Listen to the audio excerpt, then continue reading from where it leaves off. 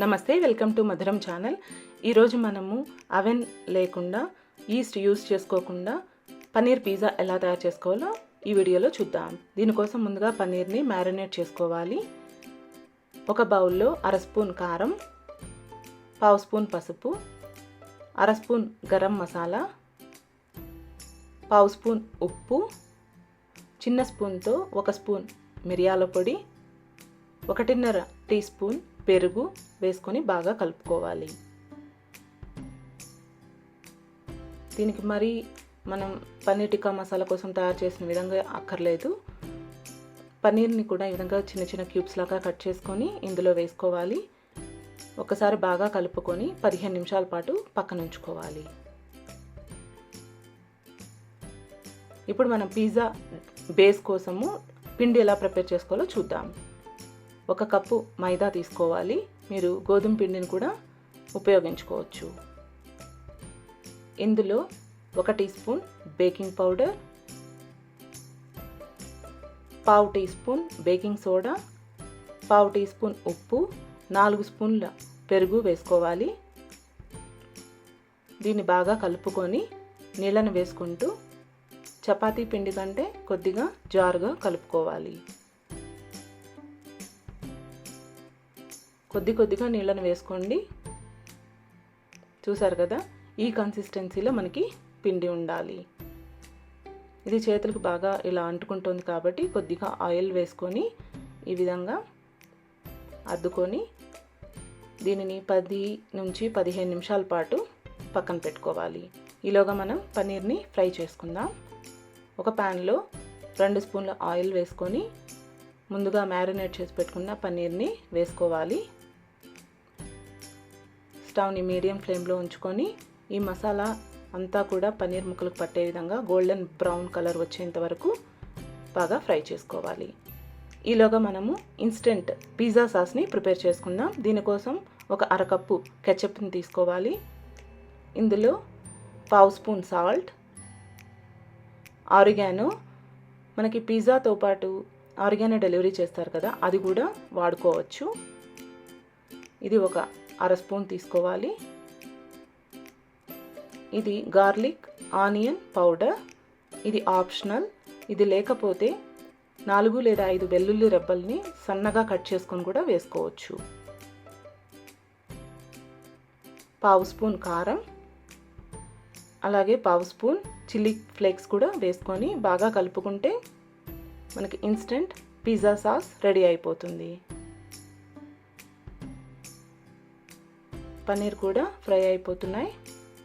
చూసారు కదా, మసాలా అంతా పట్టి గోల్డెన్ బ్రౌన్ కలర్కి వచ్చేసాయి. దీని ప్లేట్లోకి తీసుకొని చల్లార్చుకోవాలి. ఇప్పుడు అవెన్ సెట్ చేసుకుందాం. మందపాటి గిన్నె కానీ లేదా ఇలా ప్రెషర్ కుక్కర్ కానీ తీసుకోవాలి. అడుగున సాల్ట్ కానీ ఇసుక కానీ వేసుకోవాలి. ఇది నేను చాలాసార్లు వాడిన సాల్ట్ కాబట్టి ఈ విధంగా నల్లగా ఉంది. ఇది సరిపోదనిపించి ఇంకొంచెం యాడ్ చేసుకుంటున్నాను. ఇందులో ఒక చిన్న కప్పుని ఇలా బోర్లించుకుంటే మనం పిజ్జాని పెట్టుకొని బేక్ చేసుకోవడానికి వీలుగా ఉంటుంది. మూత పెట్టుకొని మీడియం ఫ్లేమ్లో కుక్కర్ని హీట్ చేసుకోవాలి. ఈలోగా పిజ్జాని ప్రిపేర్ చేసుకుందాం. చూసారు కదా, పిండి కరెక్ట్గా నానిపోయింది. పొడి పిండి వేసుకుంటూ కొంచెం ఈ విధంగా మర్దన చేసుకొని దీన్ని 2 భాగాలుగా కట్ చేసుకోవాలి.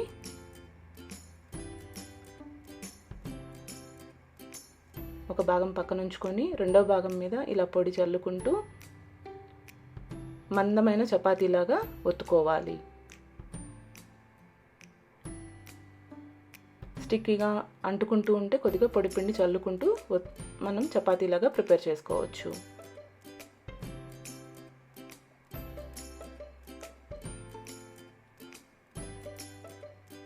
చూసారు కదా, ఈ మందాన మనం రెడీ చేసుకోవాలి. కుక్కర్లో పట్టే ప్లేట్ని తీసుకొని సిల్వర్ ఫాయిల్ని ర్యాప్ చేసి 2-3 ఆయిల్ చుక్కలు వేసి గ్రీస్ చేసి పెట్టుకోవాలి. ఇప్పుడు ఈ పిజ్జా బేస్ని దీని మీద వేసుకొని ఫోర్క్తో ఈ విధంగా హోల్స్ పెట్టుకోవాలి. దీనివల్ల లోపల ఉన్న గాలంతా బయటకు వచ్చి ఈవెన్గా ఈ పిజ్జా బేక్ అవుతుంది. ఈ విధంగా హోల్స్ పెట్టుకున్న తర్వాత ముందుగా రెడీ చేసుకున్న పిజ్జా సాస్ను కూడా అప్లై చేసుకోవాలి. ఇంట్లోనే ఈజీగా పిల్లలకి ఇలా తయారు చేసుకోవచ్చు. మోజరెల్లా చీజ్ని తీసుకొని ఈ విధంగా పైన వేసుకోవాలి. ఇది మీ ఇష్టం. ఎక్కువ క్వాంటిటీ చీజ్ క్వాంటిటీ తగ్గించుకోవచ్చు లేదా ఇంకొద్దిగా ఎక్కువ కూడా యాడ్ చేసుకోవచ్చు. ఇప్పుడు దీనిపైన ముందుగా ఫ్రై చేసుకున్న పనీర్, క్యాప్సికమ్, టమోటా, ఆనియన్ కూడా ఇలా చక్కగా అమర్చుకోవాలి. పనీర్ లేకపోతే ఓన్లీ వెజిటబుల్స్తో కూడా పిజ్జా చేసుకోవచ్చు, వెజ్ పిజ్జా లాగా.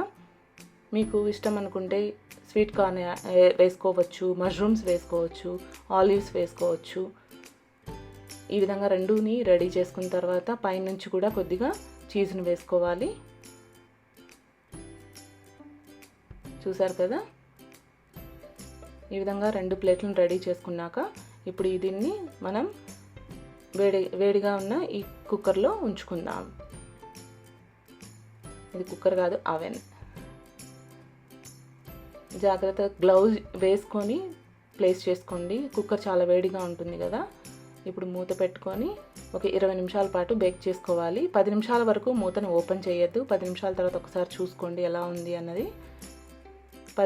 మొత్తం 20 నిమిషాలకి ఈ విధంగా పిజ్జా రెడీ అయిపోతుంది.